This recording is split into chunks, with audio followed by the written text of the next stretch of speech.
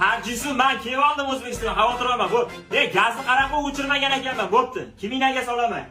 Koreyaga ish qalay bo'ldi?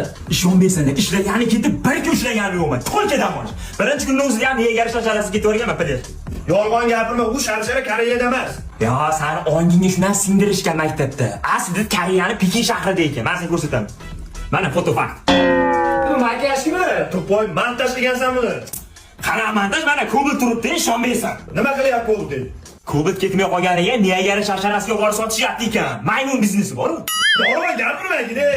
Sen sovg'a olib kelmading Koreyaga? Ha, kelganmi? Ha, ana, Max senga. Menga? Ag'ishga bu mehroz. Bu oddiy g'ish emas bu. Bu buyuk Xitoy devorini g'ishdi. So'rovdi, hammasi to'kilib tushdi, bittasini senga olib keldi, mozor bosdi. Koreyada Xitoy devori nima qiladi? Bitta sirda aytaman, meni qabul qilmaydi. Xitoy devori Koreyada ekan. Kim sen pisay uyimga keldi, ishonyapsan?